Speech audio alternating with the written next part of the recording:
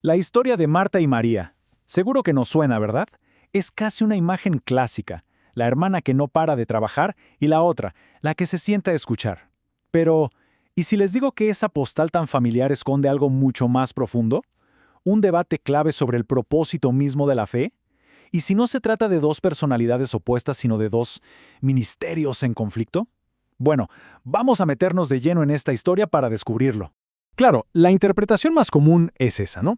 Marta, la superocupada, la responsable, y María, la tranquila, la que parece que no hace nada. A simple vista parece un problemita doméstico, una pelea de hermanas, pero ¿de verdad es tan sencillo? Pues parece que no. El texto original, si lo miramos con lupa, nos cuenta algo bastante diferente.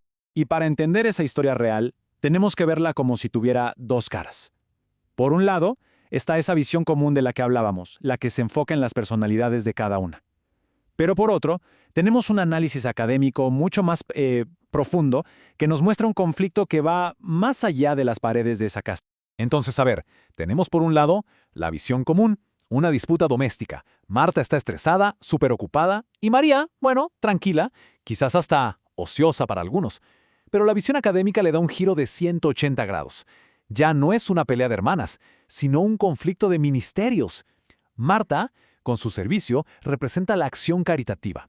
Y María, sentada a los pies de Jesús, representa la escucha de la palabra. Son dos cosas muy distintas. Ok, pero la pregunta del millón es, ¿cómo llegamos a esa conclusión? ¿Cómo se saca a la luz ese significado que parece oculto? Bueno, para eso se necesita una herramienta especial. Pensemos en una especie de lupa de detective, pero para las palabras. El análisis que vamos a seguir usa un método muy específico que se fija en las palabras exactas que usó el autor para revelar su verdadera intención.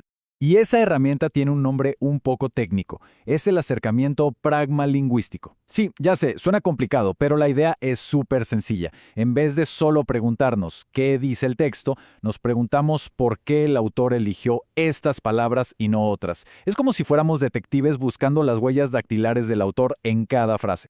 Y usando esta lupa, nos damos cuenta de algo fascinante.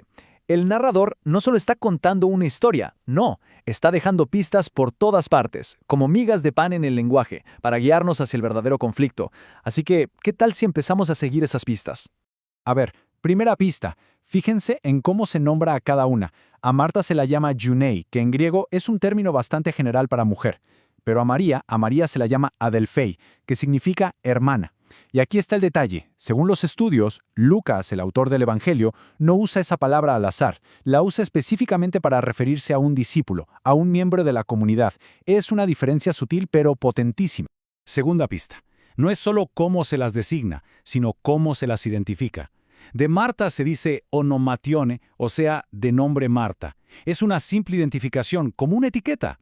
En cambio de María, se usa la palabra kalumene, que se traduce como llamada María. Y esta palabra, llamada, tiene un peso teológico y vocacional enorme. Sugiere que ha recibido un llamado, una vocación, al discipulado. Y ahora, fíjense cómo sus acciones refuerzan todo esto. Es que el contraste es clarísimo. Marta acoge y sirve, la famosa diaconía. Son las acciones de la hospitalidad, del servicio de las mesas. ¿Y María? María se sienta a los pies del Señor y escucha su palabra. Esa postura, sentarse a los pies de alguien, era la imagen clásica, inconfundible, de un discípulo aprendiendo de su maestro. Y el narrador no se queda ahí, también nos mete de lleno en la cabeza de Marta. La describe como angustiada y distraída. Y ojo, las palabras que usa el texto original en griego no hablan de un simple estrés por tenerlas en la lista. No, describen una angustia mucho más profunda, casi existencial, algo que le está consumiendo por dentro. Ok, hagamos una pausa y juntemos todas las pistas. Tenemos las designaciones, mujer versus hermana, la identificación de nombre versus llamada, las acciones, servir versus escuchar, y el estado mental de Marta. Cuando ponemos todo esto junto, la imagen se vuelve súper clara. Esto no es sobre dos hermanas con personalidades distintas, esto es sobre dos ministerios clave en la iglesia primitiva. Y aquí está el corazón del asunto. Marta, con su acción, representa el ministerio de las mesas, la diaconía, ese servicio activo y caritativo. Mientras tanto, María representa el ministerio de la palabra, la escucha de o logos. Lo que la historia está poniendo en escena es, en realidad, un debate entre estas dos funciones, ambas vitales para la comunidad. Y esto no era un tema menor, ¿eh? No era un conflicto que solo pasaba en la casa de Marta y María. El análisis nos muestra que esta misma tensión aparece en otro lugar importantísimo, el libro de los Hechos de los Apóstoles. Allí, los mismísimos apóstoles tienen que ver cómo balancear la diaconía, en ese caso, servir la comida a las viudas, con su misión principal, que era el ministerio de la palabra. O sea, era un desafío real y muy concreto para la iglesia de ese entonces. Entonces, ¿cómo se resuelve este debate? ¿Cuál ministerio tiene prioridad?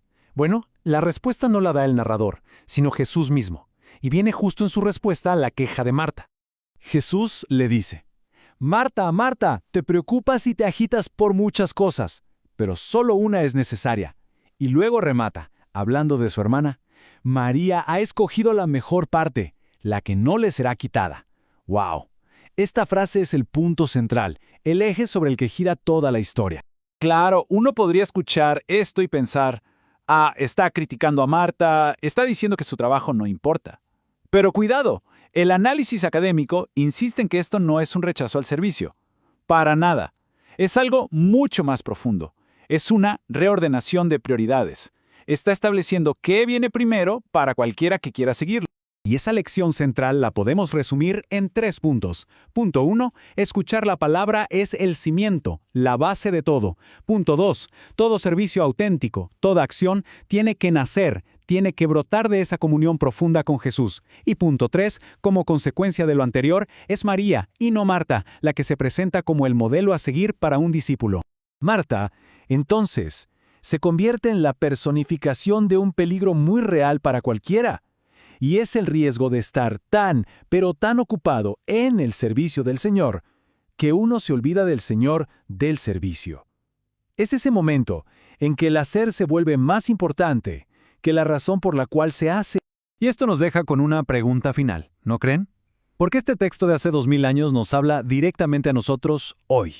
En un mundo que vive a 1000 por hora, que valora la acción constante, el estar siempre ocupados, ¿cómo encontramos el equilibrio entre el hacer de Marta y el escuchar de María? ¿Cómo nos aseguramos de que todo lo que hacemos brote de un lugar de escucha profunda y no solo de la ansiedad de tener que estar siempre haciendo algo? Es una pregunta que, sin duda, se queda resonando.